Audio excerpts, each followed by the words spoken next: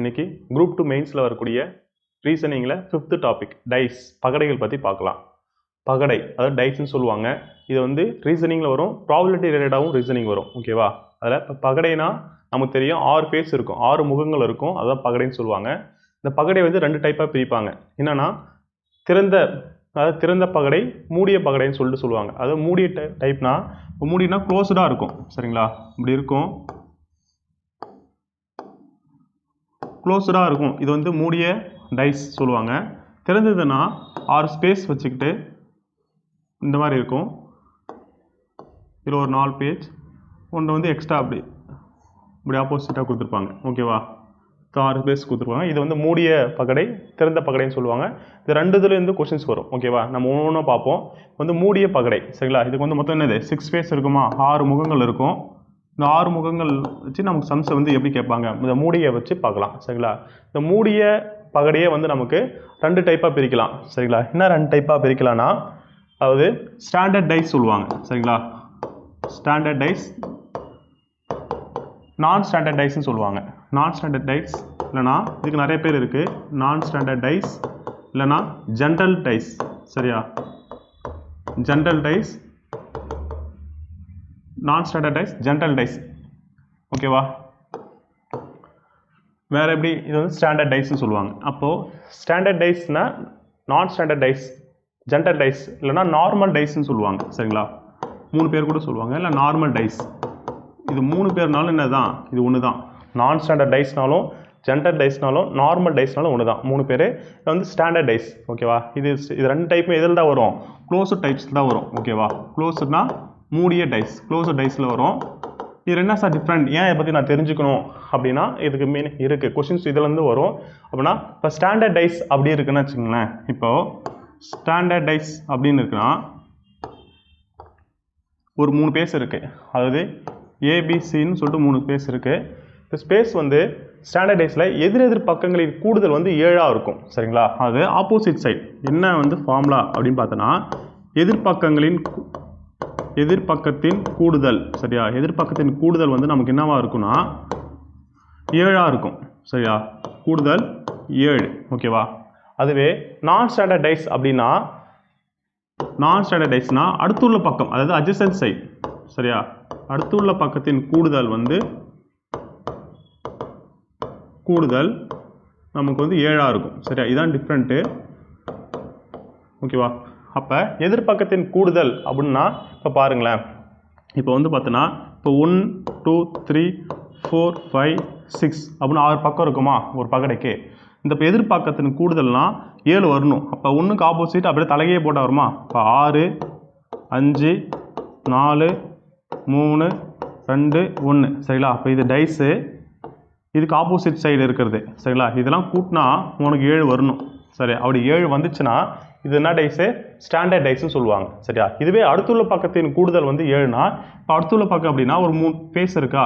இப்போ 5 2 1 அப்படின்னு வச்சுக்கோ.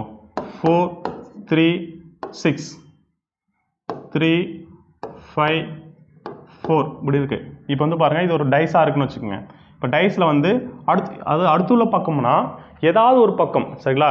2 சைடும் அடுத்துள்ள பக்கமும் கூடுதல்னு சொல்லக்கூடாது. ஏதாவது ஒரு பக்கத்தின் அடுத்துள்ள பக்கத்தின் வந்து கூடுதல் வந்து 7ஆக இருக்கலாம். இப்போ 5 2 7ஆ, இப்போ இது 2 அடுத்துள்ள பக்கம். அப்போ இதில் இது 7. இப்போ 4 3 7. ஓகேவா? 3 4 7 இப்படி இருக்குங்களா? ஏதாவது ஒரு அடுத்துள்ள பக்கத்தின் கூடுதல் வந்து 7 வந்துச்சுன்னா அது என்னது, நான் ஸ்டாண்டர்ட் டைஸ்ன்னு சொல்லுவாங்க. ஓகேவா? இப்போ இந்த 2 விஷயம் ஏன் நான் தெரிஞ்சுக்கணும் அப்படின்னா, இப்போ ஒரு கொஸ்டின்ஸ் கேட்பாங்க. என்ன கொஸ்டின்ஸ் கேட்குறாங்கன்னா, ஒரு டைஸ் கொடுத்துட்டாங்கன்னு வச்சுக்கோங்களேன். ஒரு டைஸ்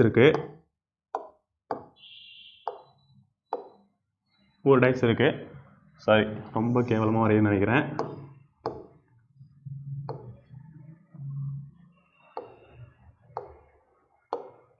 ஓகே, இப்போ பாருங்கள். இப்போ 5 6 3ன்னு இருக்குது. ஓகேவா?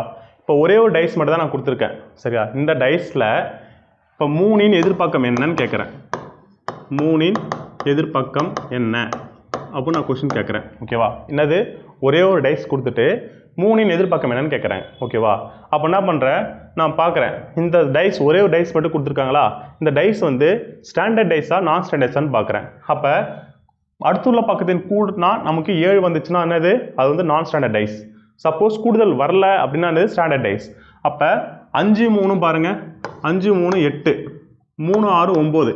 அப்போ எனக்கு கூடுதல் 7 வரல, அப்போனா இது என்ன டைஸு ஸ்டாண்டர்டைஸ். ஓகேவா, அதெல்லாம் முடிவு பண்ணிப்பேன் கண்டிப்பாக என்னது ஸ்டாண்டர்டைஸ். அப்போ ஸ்டாண்டர்டைஸ்னாவே எதிர்பக்கத்தின் கூடுதல் வந்தவங்க என்ன வரணும் 7 வரணும். அப்போ 3 எதிர்பக்கம் என்னன்னு கேட்குறாங்க. அப்போ 3 எதிர்பக்கம் என்னவா தான் இருக்கும் 4 தான் இருக்கும். சரியா, ஏன் 4 நான் சொல்கிறேன், ஏன்னா இது வந்து ஸ்டாண்டர்டைஸு. ஸ்டாண்டர்டைஸ்னா எதிர்பக்கத்தின் கூடுதல் எனக்கு என்னவா இருக்கணும் 7 இருக்கணும். அப்போ கண்டிப்பாக 3க்கு எதிர்பக்கம் 4. சரி ஓகே, இதுவே கொஸ்டின் வந்து 5க்கு எதிர்பக்கம் என்னன்னு கேட்குறாங்க. 5ன்னு எதிர்பக்கம் என்னன்னா என்னது 5க்கு ஆப்போசிட்டு 2 தான், ஏன்னா இது ஸ்டாண்டர்டைஸு. எதிர்பக்கத்தின் கூடுதல் 7 வரணும். சரிங்களா, அப்போ 6க்கு கண்டிப்பாக 1 தான். ஓகேவா, அப்போ ஒரே ஒரு டைஸ் மட்டும் கொடுத்துட்டு அந்த டைஸில் இருக்க எதிர்பக்கம் கேட்டாங்கன்னா அது ஸ்டாண்டர்ட் டைஸாக நான் ஸ்டாண்டர்டைஸாக பாருங்கள். அடுத்துள்ள பக்கத்தின் கூடுதல் 7 வரலன்னா கண்டிப்பாக ஸ்டாண்டர்ட் டைஸு. அப்போ ஸ்டாண்டர்ட் டைஸாக இருந்தாலே என்னதான் இருக்கும் அதோட எதிர்பக்கத்தின் கூடுதல் 7 இருக்கும். அப்போ 5ன்னா 2 இருக்கும், 3ன்னா 4 இருக்கும், 6ன்னா 1 இருக்கும். ஓகேவா, புரிஞ்சுதா? இதுக்கு தான் இந்த நான் ஸ்டாண்டர்ட் டைஸ்க்கும் ஸ்டாண்டர்ட் டைஸ்க்கும் உள்ள வித்தியாசம். புரியுதா ஏன் கொஸ்டின்ஸ் கேட்குறாங்க அப்படின்னு? ஓகேவா, அடுத்தது பொதுவாக நமக்கு வந்து நான் ஸ்டாண்டர்டைஸ் இல்லை ஸ்டாண்டர்டைஸாக கொஸ்டின் கேட்பாங்க. மற்ற டைப் எப்படி கொஸ்டின் பார்க்கலாம். ஓகேவா, இப்போ அடுத்தது இப்போ இதில் டைஸில் இப்போ வந்து பார்த்தோன்னா மூடிய டைஸில் 2 டைப்பாக பிரிச்சோமா. இதில் வந்து நமக்கு மேக்ஸிமம் இது நார்மல் டைஸ் தான் மேக்ஸிமம் கொஸ்டின்ஸ் இருக்கும். அதுக்கேற்ற மாதிரி பார்க்கலாம். ஓகேவா, இப்போ ஒரு டைஸ் கொடுத்துட்டாங்க. அந்த டைஸ் கொடுத்துட்டு எப்படிலாம் கொஸ்டின் கேட்பாங்க. ஓகேவா, எப்படிலாம் கொஸ்டின்ஸ் கேட்பாங்க அப்படின்னு பார்க்கலாம். ஃபஸ்ட்டு வந்து நமக்கு 3 விதமாக கொஸ்டின் கேட்பாங்க. ஒன்று வந்து எதிர்பக்கம் என்ன அப்படின்னு கேட்பாங்க. ஓகேவா, எதிர்பக்கம் என்ன, அது ஆப்போசிட் சைட். ரெண்டாவது அடுத்துள்ள பக்கம் என்னன்னு கேட்பாங்க. சரியா, அடுத்துள்ள பக்கம் என்ன. மூணாவது தீர்வுக்கான இயலுமா, தீர்வுக்கான இயலுமா இயலாதா அப்படின்னு கேட்பாங்க. இயலுமா இயலாதா, இது 3 தான் என்ன பண்ணுறோம் கொஸ்டின்ஸ் வரும். ஓகேவா, அப்போ ஃபர்ஸ்ட்லேருந்து லாஸ்ட்லேருந்து போகலாம்.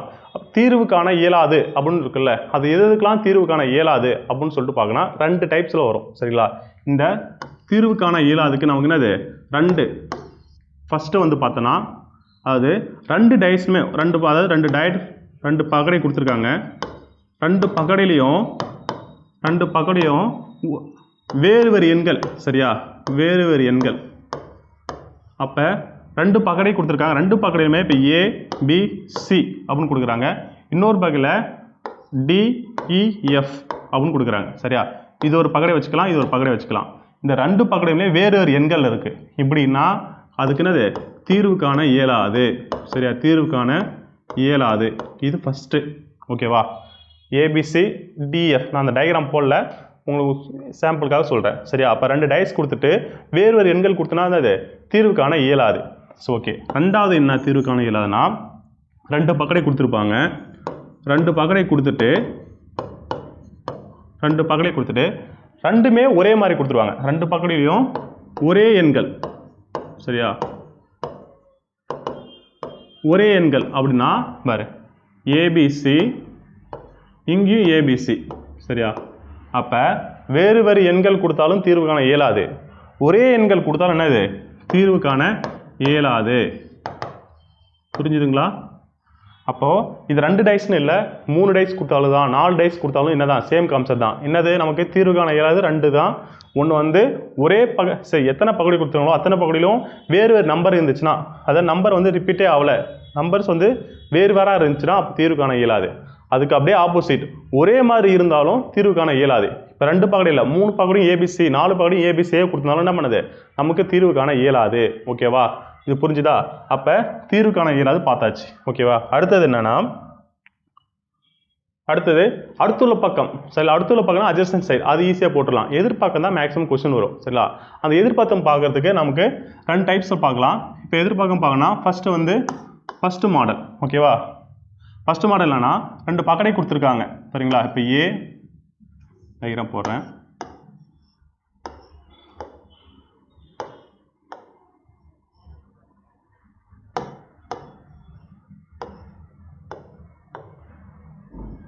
ஓகேவா, இப்போ A B C டிபிசி. ஓகேவா? ஃபஸ்ட்டு பாருங்கள், இதில் என்ன டைப்னா ரெண்டு நம்பர் வந்து சேமாக இருக்கும், ரெண்டு பகடை கொடுத்துருப்பாங்க, ரெண்டு நம்பர் சேமாக இருந்துச்சுன்னா ஈஸியாக போட்டுடலாம். இப்போ பாருங்கள், இதில் வந்து பிசி சேமாக இருக்கா, பிசி சேமாக இருக்குது, இங்கே வந்து பிசி. அப்போ ரெண்டு பகடை கொடுத்துட்டு ரெண்டு பகடையில் வந்து ரெண்டு எண்கள், அதாவது ரெண்டு எண்கள் வந்து சமமாக இருக்குது, ரெண்டு எண்கள் சமமாக இருக்குன்னா அந்த நம்பரை எடுத்துகிட்டு மீதி இருக்கிற நம்பர்னா இருக்குது ஏடி இருக்கா, அப்போ ஏக்கு ஆப்போசிட் டி. சரியா? அப்போ ஏவின் எதிர்பக்கம் டி. எது உங்களுக்கு வந்து ரெண்டு பகடை கொடுத்துட்டு இல்லை மூணு பகடை கொடுத்தனாலும் அதுதான். சரியா? நீங்கள் எடுக்கும்போது கம்பேர் பண்ணி பார்க்கும்போது ரெண்டு பகடையில் ரெண்டு நம்பர் சேமாக வந்துச்சுன்னா அந்த ரெண்டு நம்பர் போயிட்டு மீதி இருக்க நம்பர் தான் எதிர்பார்க்கும். ஓகேவா? இது ஒரு டைப். ஓகேவா? அடுத்தது இப்போ பாருங்கள், இப்போ ரெண்டு நம்பர் சேமாக வந்தால் ஈஸி. இப்போ ஒரு நம்பர் மட்டும் தான் இருக்குது. இப்போ பாருங்கள், ஏபிசி அப்படின்னு இருக்குது, இன்னொரு நம்பர் வந்து டிஎஃப்சி அப்படின்னு இருக்குது. ஓகேவா? இந்த ரெண்டு பகடை இருக்குது. இந்த ரெண்டு பகடையை பாருங்கள், இந்த ரெண்டு நம்பர் சேமாக வந்துச்சு. ஓகே, நீங்கள் ஒரே ஒரு நம்பர் தான் சேமாக இருக்குது. சரிங்களா? என்னது? ஒரே ஒரு நம்பர் தான் சேமாக இருக்குது, சி மட்டும் தான் சேமாக இருக்குது. இந்த மாதிரி வந்துச்சுன்னா ஒரு நம்பர் மட்டும் சேமாக வந்துச்சுன்னா அந்த நம்பர் என்ன பண்ணீங்க தனியாக எடுத்து எழுதிக்கிங்க. அப்போ சி எழுதிடுமா, எழுதிட்டு கிளாக் வைஸ். சரிங்களா? இந்த மாதிரி கிளாக் வைஸ் எழுதணும். இப்போ கிளாக் வைஸ் எழுதுனா எது ஃபஸ்ட்டு வரும் நமக்கு, ஏ வருமா, ஏ பி. ஓகே, அடுத்து கிளாக் வைஸ் போடும்போது பாருங்க, சி அடுத்த டயக்ராம் எழுதும்போது டிஎஃப். ஓகேவா? இந்த மாதிரி கிளாக் வைஸ் எழுதிட்டு இதுக்கு இப்போ ஏக்கு ஆப்போசிட் அப்படின்னா டி. ஓகேவா? ஏக்கு ஆப்போசிட் டி, பிக்கு ஆப்போசிட் எஃப். ஓகேவா? புரியுதுங்களா? அப்போ ஏக்கு ஆப்போசிட் டி, பிக்கு ஆப்போசிட் எஃப். இதில் என்ன இருக்குது, வேறு என்ன நமக்கு வந்து வரல அப்படின்னா ஒரு பக்கடையும் கொடுத்துரும்போது மீதி ஒரு பேஜ் இருக்குல்ல, இப்போ இதெல்லாம் இருக்கும், சிக்கு ஆப்போசிட்டு இஆ இருக்கும். சரியா? அப்போ எது மிஸ் ஆகிருக்கோ அந்த நம்பர் தான் எதிர்பக்கமாக இருக்கும். நான் உங்களுக்கு ஏபிசிடி போன்று சொல்லியிருக்கேன், நம்பர்ஸ் வச்சா உங்களுக்கு கரெக்டாக புரியும். இப்போ என்ன சொல்ல வரேன்னா, ரெண்டு நம்பர் சேமாக வந்துச்சுன்னா அந்த ரெண்டு நம்பர் சேமாக வந்துச்சு, மீதி இருக்குது எதிர்பக்கம். ஒரு நம்பர் மட்டும் சேமாக வந்திருக்குன்னா அந்த ஒரு நம்பர் எழுதிட்டு கிளாக் வைஸ் எழுதுங்க. கிளாக் வைஸ் எழுதுனா ஆப்போசிட் வரும், அதில் வராத நம்பர் தான் எதுக்கு சிக்கு ஆப்போசிட்டாக இருக்கும். சரிங்களா? உங்களுக்கு சம்ஸ் பார்க்கும்போது புரியும். ஓகேவா? இப்போ அடுத்தது பார்க்கலாமா? அடுத்தது இப்போ சப்போஸ் வந்து இப்போ நிறையா டைப் கொடுத்துருக்காங்க, இப்போ ஒரு 4க்கு மேலே கொடுத்துருக்காங்க அப்படின்னா பாருங்களேன், டயக்ராம் வரைகிறேன்.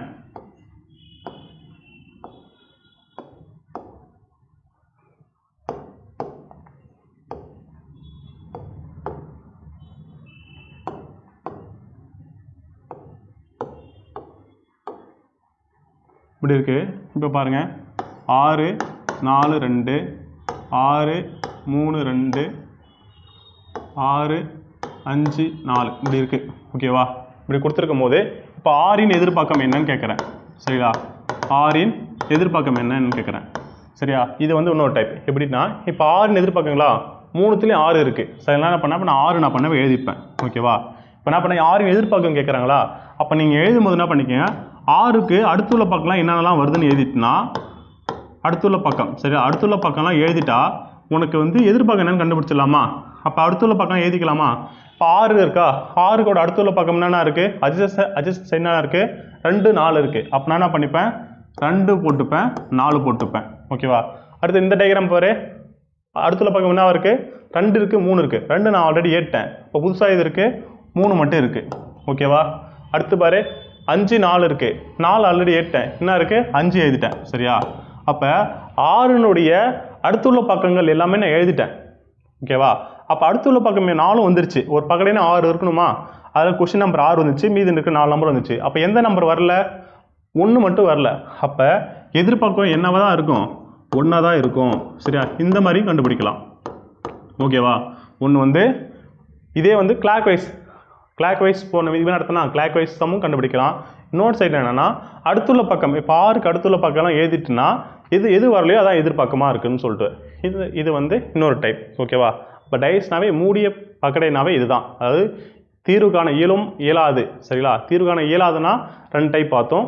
தீர்வு காணும் இயலதில் வந்து 2 பக்கடை கொடுத்துட்டு 2 நம்பர் சேமாக வந்துச்சுன்னா அது எடுத்துகிட்டு மீதி இருக்க நம்பர் எது சைடு, அடுத்தது ஒரே ஒரு நம்பர் வந்துச்சுன்னா என்ன, அடுத்தது நம்ம பக்கடை அதிகமாக கொடுத்துருந்தாங்கன்னா அடுத்துள்ள பக்கம் எழுதிட்டு வராத பக்கம் தான் எதிர்பக்கம். சரிங்களா? இதுதான் மூடி கிளப்ஸ்களோட ஒரு டைப். ஓகேவா? அடுத்தது திறந்த பக்கடை. சரிங்களா? திறந்த பக்கடை எப்படின்னா ஒரு பக்கடை என்ன இருக்கும், இந்த மாதிரி திறந்த வெளியாக இருக்கும். சரியா? 4 டைப் இருக்கும், இப்படி இருக்குது. ஓகேவா?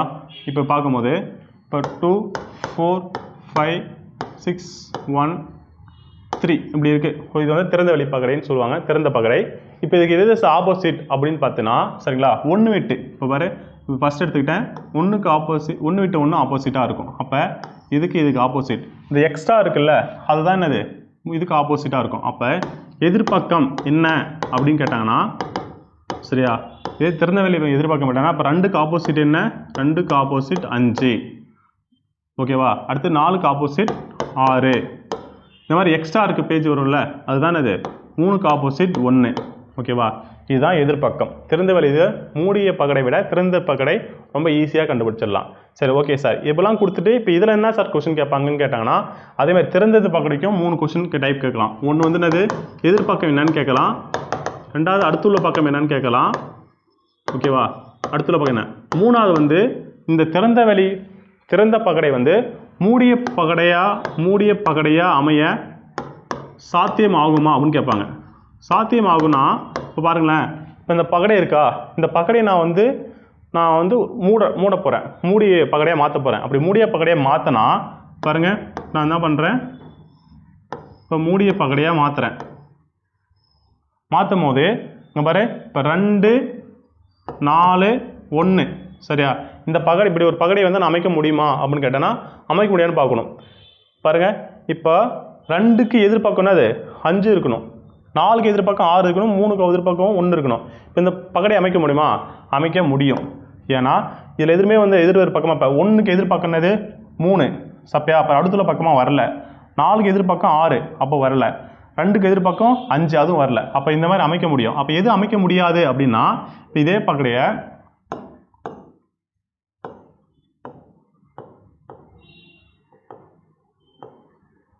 இப்படி இருக்குன்னு வச்சுக்கலாம். இப்போ 2 5 1 இப்படி ஒரு பகடை நான் மூடிய பகடையை அமைச்சிட்டேன். சரியா? மூடிய பகடைனா நமக்கு 3 பேஸ் தானே தெரியும். இப்போ படிக்க இது வந்து சாத்தியம் ஆகுமா அப்படின்னு கேட்டாங்கன்னா சாத்தியம் ஆகாது. ஏன் சாத்தியம் ஆகாது அப்படின்னா பாரு, இப்போ 2க்கு ஆப்போசிட்டில் தான் என்ன இருக்கணும், 5 இருக்கணும். இப்போ நான் 2க்கு அட்ஜசைன் அடுத்துள்ள பக்கமாக என்ன போட்டேன், 5 போட்டிருக்கேன். அப்போ இந்த மாதிரி பகடை நான் வந்து மூடிய பகடையை உருவாக்க முடியுமானா முடியாது. ஏன்னா 2க்கு எதிர்பக்கமாக தான் 5 இருக்கணும். சரிங்களா? அதேமாதிரி இப்போ 4க்கு எதிர்பார்க்கமாக தான் 6 இருக்கணும், 3க்கு எதிர்பார்க்கமாக தான் 1 இருக்கணும். அப்போ அடுத்துள்ள பக்கமாக என்ன பண்ணக்கூடாது, வராது. சரிங்களா? அப்போ என்னால் இதை அமைக்க முடியாது, இந்த பகடை வந்து சாத்தியமாகும். இந்த மாதிரி தான் கொஸ்டின்ஸ் இருக்கும். சரியா? எதிர்பார்க்கம் கேட்டானா போட்டுருவீங்க, அடுத்துள்ள பக்கம்னாலும் என்ன பண்ணுவீங்க, இப்போ 2க்கு அடுத்துள்ள பக்கம் என்ன 5 1ன்னு எழுதுவீங்க, 2க்கு எதிர்பக்கம் 4 1ன்னு எழுதுவீங்க. ஓகேவா? அப்போ அடுத்துள்ள பக்கம் என்ன, எதிர்பக்கம் என்ன, ஒரு மூடிய பகடை உருவாக்க முடியுமா, எது சாத்தியமாகும் சாத்தியமாகாது. சரிங்களா? இவ்வளோ தான் கொஸ்டின்ஸ். Very simple பகடையில். சரியா? திறந்த பகடை, மூடிய பகடை. அந்த மூடிய பகடையிலே ஸ்டாண்டர்ட் டைஸ், நான் ஸ்டாண்டர்ட் சைஸ் போகும். ஸ்டாண்டர்ட் டைஸில் வந்து எதிர்பக்கத்தின் கூடுதல் 7 வரணும், நான் ஸ்டாண்டர்ட் டைஸ்னால் அடுத்துள்ள பக்கத்தின் கூடுதல் 7 வரணும். ஓகேவா? அது பார்த்தோம். அதுக்கப்புறம் தீர்வுக்கான முயலும். ஓகேவா? இந்த டைப்லாம் பார்த்துருக்கோம். புரியுதுங்களா? ஓகேவா? அடுத்தது வந்து டைஸ் வச்சு வரக்கூடிய ப்ராபபிலிட்டி சம்ஸ் பற்றி பார்க்கலாம்.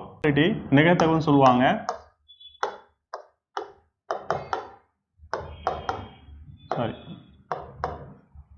ப்ராபபிலிட்டி. சரிங்களா? ப்ராபபிலிட்டி நிகழ்தகவை வச்சு ப்ராபபிலிட்டியில் டைஸ் வரக்கூடிய சம்ஸ் வந்து நான் பார்க்கலாம். இப்போ வந்து நிகழ்தகவை நமக்கு தெரியும். ஃபார்முலா என்னன்னா P of E equal to N of E by N of S, அதாவது number of events by number of sample space. ஓகேவா? இது நம்ம ஃபார்முலா நமக்கு எப்பவுமே தெரியும். இது வந்து டைஸ். சரியா? டைஸ்னால் நம்ம ஃபஸ்ட்டு ஒரு சிங்கிள் டைஸ் அப்படின்னா 6n, அதாவது ஜென்ரல் ஃபார்முலா அப்படின்னா டைஸ்க்கு வந்து ஜென்ரல் ஃபார்முலா வந்து 6 பவர் n. ஓகேவா? 6 பவர் n. இப்போ நீங்கள் வந்து சிங்கிள் டைஸ் ஒரு டைஸ் சொன்னீங்கன்னா 6 பவர் 1னா 6. சரிங்களா? 2 டைஸ் அப்படின்னா 6 பவர் 2, 6 பவர் ஸ்கொயர்னா 6 × 6 36. ஓகேவா? 3 டைஸ், அதாவது 3 பகடை உருட்டோன்னா 6 பவர் 3. ஓகேவா? அப்போ 6 × 6 × 6 216. ஓகேவா? ஜென்ரல் ஃபார்முலா என்னது 6 பவர் n. அப்போ டைஸ்க்கு ப்ராபபிலிட்டியில் எத்தனை டைஸ் கொடுத்துருக்காங்களோ ஜென்ரல் ஃபார்முலா 6 பவர் n. இப்போ லாஸ்ட்டாக நம்ம பிலிமினரி என்ன கேட்டாங்க, இப்போ 3 டைஸ் வச்சு தான் கொஸ்டின் கேட்டாங்க. ஓகேவா? இப்போ இந்த 3 அதிகபட்சம் இந்த 3 டைஸ் வச்சு தான் கொஸ்டின் கேட்பாங்க. மேக்ஸிமம் 90% இந்த 2 டைஸ்க்குள்ளே இருக்கும். ரொம்ப ரேராக என்ன பண்ணுவாங்க, 3 டைஸ் கொஸ்டின்ஸ் கேட்பாங்க. ஓகேவா? இருந்தாலும் நம்ம பார்க்கும்போது 3 டைஸும் வச்சிடலாம். ஒருவேளை சரி 4 டைஸ் கொடுத்தோன்னா அதோட நம்பர் ஆஃப் சாம்பிள் சைஸ் என்னன்னு கேட்டாங்கன்னா என்ன பண்ணணும், இந்த 6 பவர் n போட்டு ஃபார்முலா சப்மிட் பண்ணி எழுதணும். இப்போ 4 பகடை கொடுத்துட்டாங்கன்னா அது 4 போட்டு 6 பவர் 4 போட்டு என்ன ஆன்சர் வருதோ நீங்கள் கொடுக்கணும். ஓகேவா? இதுதான் ஃபஸ்ட்டு ஜென்ரல். இப்போ ஒவ்வொரு டைஸ் பற்றி பார்க்கலாம். அந்த 3 டைஸில் வரக்கூடிய எப்படிலாம் கொஸ்டின்ஸ் கேட்குறாங்க, எப்படிலாம் கொஸ்டின் ஆன்சர் சொல்யூஷன் கண்டுபிடிக்கணும்னு சொல்லிட்டு பார்க்கலாம். ஓகேவா? ஃபஸ்ட்டு பாருங்கள். ஃபஸ்ட்டு வந்து சிங்கிள் ஸ்பேஸ். சரிங்களா? அதாவது ஒரு பகடை கொடுத்துருந்தாங்கன்னா என்ன? சரியா? அப்போ ஒரு பகடையிலேருந்து எப்படிலாம் கொஸ்டின்ஸ் வரும் அப்படின்னு வேணாம். ஒரு பகடைன்னா நமக்கு தெரியும் 6 முகங்கள் தெரியும். சரியா? 6 முகம் தெரியும். அதில் வந்து பார்த்தோன்னா சாம்பிள் ஸ்பேஸ் அப்படின்னா எப்படி எழுதி போவோம்? நமக்கு 1 2 3 4 5 6 ஓகேவா? அப்படின்னு எழுதுவோமா? இப்போ நம்பர் ஆஃப் எஸ் ஈக்குவல் என்னன்னு எழுதுவோம்? 6ன்னு எழுதுவோம். ஓகேவா? இப்போ நம்பர் ஆஃப் ஈவன்ஸ், அது ஈவன்ஸ்னால் என்னென்னலாம் கொஸ்டின்ஸ் கேட்பாங்க அப்படின்னு கேட்கலாம். ஃபஸ்ட்டு ஒரு பகடை கொடுத்துட்டு ஆட் நம்பர் கேட்பாங்க. சரிங்களா?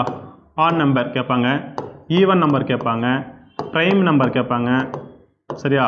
இல்லைனா 2 எண்கள் பெருக்கும்போது, அதாவது 2 நம்பர் என்ன பண்ணுறேன், மல்டிபிள் பண்ண வரும்போது வர ஆன்சர், அது இப்போ ஏவும் பியும் மல்டிபிள் பண்ணுற வர ஆன்சர் வந்து ஆட் நம்பராக இருக்கணும். இல்லைனா ஏ இன்ட்டு பி வந்து பெருக்கிற வர ஆன்சர் வந்து ஈவன் நம்பராக இருக்கணும் அப்படின்னு கொஸ்டின் கேட்பாங்க. வேறு எப்படி கொஸ்டின் கேட்பாங்க? ஓகே, இது அப்படின்னது அடிஷன், கூட்டுத்தொகை வந்து இப்போ அடிஷன் வச்சு வரும். இப்போ 2 எண்கள் கூடுதுன்னா 6 வரணும், 2 எண்கள் கூட்டினா 5 வரணும். அப்போ அடிஷன். சரிங்களா? இது மாதிரி தான் கொஸ்டின் வந்துக்குன்னா வரும். ஈவெண்ட்டாக கேட்பாங்க. சரியா?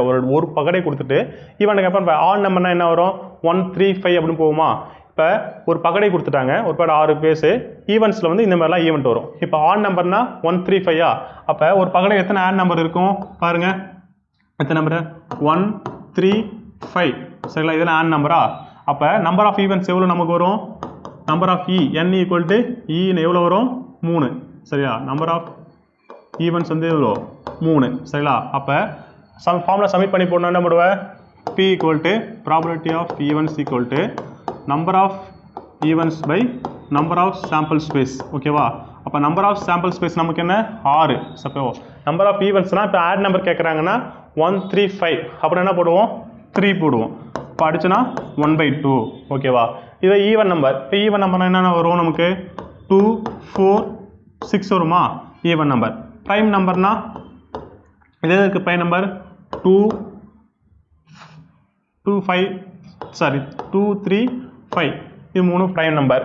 அதேமாதிரி 2 நம்பர் மல்டிபிள் பண்ணால் ஆட் நம்பர் வரணும், ஈவன் வரணும். ஆட் பண்ணால் சப்போஸ் ஆட் பண்ண எக்ஸாம்பிள் என்னது 5 இல்லை ஆட் பண்ணால் 4 அப்படின்னு என்ன பண்ணுவாங்க? இதை வச்சு கொஸ்டின் கேட்பாங்க. அப்போ என்ன ஆன்சர் வருதோ அது வந்து ஈவன். அந்த ஈவன் எத்தனை ஈவெண்ட் வருதுன்னு பார்க்கணும். இப்போ 3 ஈவெண்ட்ஸ்னா நம்பர் ஆஃப் ஈவெண்ட் 3. இப்போ ப்ரைம் நம்பர் எத்தனை? 1 2 3 அப்படின்னா 3. சரிங்களா? அப்போ ஃபார்முலா சப்மிட் பண்ணுறீங்க, ஆன்சர் போடுறீங்க. இதுதான் வந்து ஒரு சிங்கிள் பகடை, அதாவது ஒரு சிங்கிள் டைஸ் வச்சக்கூடிய ப்ராபபிலிட்டி சம். புரியுதா? ஓகேவா? அதாவது ஈவன் பார்க்குறீங்க, sample space, number of space, ஃபார்முலாவில் சப்மிட் பண்ணுறீங்க. ஓகேவா? இது என்ன ஒன்றுனா இப்போ வந்து பாருங்கள், இதே பகடையில் 2 கொஸ்டினும் கேட்பாங்க. இப்போ add number R even number அப்படின்னு சொல்லிவிடுவாங்க. சரிங்களா? கொஸ்டின் நல்லா கவனிக்கணும்.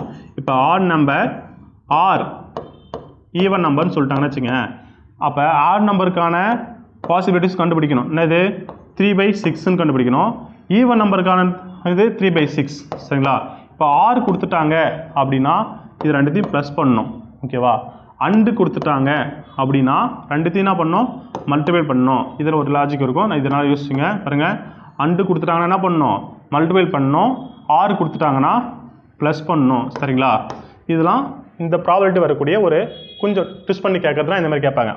Add or even, odd and even அப்படின்னு கூட ஆர் கொடுத்துட்டாங்கன்னா ப்ளஸ் பண்ணணும், அண்டு கொடுத்துட்டாங்கன்னா மல்டிபிள் பண்ணணும். ஓகேவா? இதுதான் சிங்கிள், அதாவது சிங்கிள் டைஸில் வரக்கூடிய சம்ஸ் கொஸ்டின்ஸ் இப்படி தான் கேட்பாங்க. ஓகேவா? இப்போ டபுள் 2 பகடை கொடுத்துட்டாங்க. 2 பகடை கொடுத்துட்டாங்கன்னா என்ன, எப்படி கொஸ்டின்ஸ்லாம் வரும் அப்படின்னு பார்த்தீங்கன்னா பாருங்கள். இப்போ 2 பகடையா அப்படின்னா இது 6 பவர் n சொன்னேன். அப்போ 6 பவர் 2 போட்டோன்னா 36. ஓகேவா? அப்போ சாம்பிள்ஸ் எப்படி எழுதலாம்? எஸ் எப்படி எழுதலாம்? ப்ராபபிலிட்டி போடும்போது இது 1 power 1, 1 power 2, 1 power 3, 1 power 4, 1 power 5, 1,5, 1,6 பவர்னு சொல்லிட்டுனா 1,6. Okay, பாருங்கள் இப்படி இருக்குமா? மறுபடியும் என்ன பண்ணணும்? 2,1 இப்படி போவோம். லாஸ்ட்டில் 6,1லேருந்து லாஸ்ட்டில் 6,6ன்னு முடியும். ஓகேவா? அப்போ வந்து சாம்பிள் ஸ்பேஸ். அப்போ நம்பர் ஆஃப் சாம்பிள் ஸ்பேஸ் எத்தனை? n of s equal to 36. ஓகேவா? அப்போ ஈவெண்ட்ஸ் வந்து எப்படிலாம் கொஸ்டின்ஸ் கேட்பாங்க. சரிங்களா? ஈவன்ஸ் எப்படி கொஸ்டின்ஸ் கேட்பாங்க? இப்போ 2 பகடைகளில் அதே மாதிரி ஆட் நம்பர் 2 எண்கள் மேக்ஸிமம் என்னென்னா கூடுதல் தான், அடிஷன் தான் வரும். சரிங்களா? என்னது அடிஷன்? 2 எண்களின் ஒரு பகடை ஊட்டப்படும் போது ஒரே அவற்றின் கூட்டுத்தொகை அப்படின்னு சொல்லிட்டு கொஸ்டின் வரும். அதாவது 2 நம்பருக்கு கூட்டுத்தொகைனா 2 நம்பர் அந்த பகடையில் 2 நம்பர் கூட்டினா என்ன வரும்? 10 வரும், 12 வரும். அந்த மாதிரி கூட்டுத்தொகை வச்சு கொஸ்டின்ஸ் கேட்பாங்க. அப்படி இல்லைன்னா 6 பகடையிலும் ஒரே மாதிரி சேம் ஃபேஸ், அதாவது சேம் ஃபேஸ்னா ஒரே மாதிரி எண்கள் வர, ஒரே மாதிரி என்னன்னா இது 1,1 2,2 3,3 அப்போ ஒரே மாதிரி ஸ்பேஸ் வருது எத்தனை அப்படின்னு கேட்பாங்க. சரியா? அதிகபட்சம் என்ன கேட்பாங்க? ஆன் நம்பர் கேட்பாங்க. 2 பகடைகள் உருட்டுப்படும் போது அவருடைய கூடுதல் 10 வர நிகழ்த்தொகை என்ன, அவருடைய கூடுதல் 8 வர நிகழ்த்தொகை என்ன அப்படின்னு கூடுதல் தான் வச்சு தான் மேக்ஸிமம் கொஸ்டின் கேட்பாங்க. இதுக்கு ஒரு ஷார்ட் ட்ரிக்ஸ் இருக்குது பாருங்கள், நல்லா கேர்ஃபுல்லாக கவனிங்க. இப்போ கூட்டுத்தொகைனா நீங்கள் உட்காந்து கூட்டிகிட்டு இருக்கணும்னு அவசியம் இல்லை. சரிங்களா? இது ஒரு ஷார்ட் ட்ரிக்ஸ் பாருங்கள், என்ன எப்படி போகிறேன்னு பாருங்கள். அப்போ 2 பகடை இருக்கா? அப்போ இது ஒரு பகடை, ஓகேவா? இப்படி ஒரு பகடை இருக்குது, இன்னொரு பகடை இருக்குது. சரியா? மொத்தம் 6 பேரா? இப்போ 2 பகடை உருட்டப்படும் போது அப்படின்னு கூடுதல் சொல்கிறேன். அப்போ 2 படையை உருட்டுறாங்க, அப்படின்னு கூடுதல் வர நிகழ்த்தொகை என்னன்னு கேட்குறாங்கன்னு வச்சுக்கேன். இப்போ 2 பகடையுமே மினிமம் வேலையை வச்சுக்கலாம். இப்போ இதில் மினிமம் வேல்யூ ஒரு மொத்தம் 6 பகடையா? ஒரு பகடை 6 எண்களா? அதில் மினிமம் நம்பர் என்ன? 1.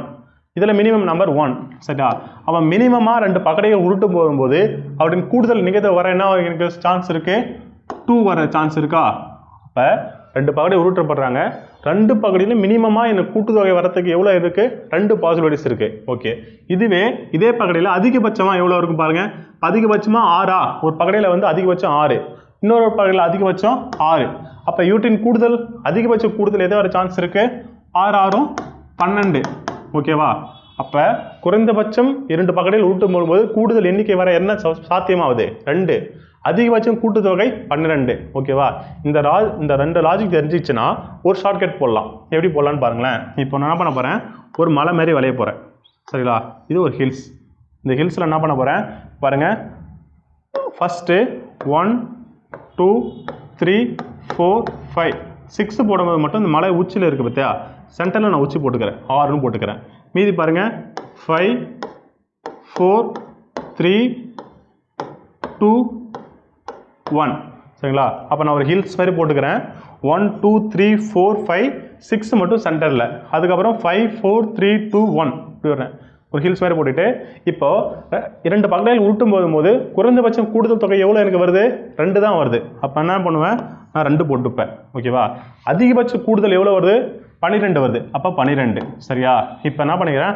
2லேருந்து கரெக்டாக நான் லைன் போட்டுக்கிறேன். அப்போ 2 3 4 5 6 7 8 9 10 11 12 முடிஞ்சா?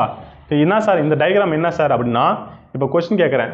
2 பகடைகள் உருட்டுப்படும் போது அவற்றின் கூடுதல் 12 வர நிகழ்தகவு என்னன்னு கேட்டாங்கன்னா, கூடுதல் இது மேலே இருக்க நம்பர்லாம், இது மேலே இருக்க நம்பரில் இதெல்லாம் வந்து கூடுதலோட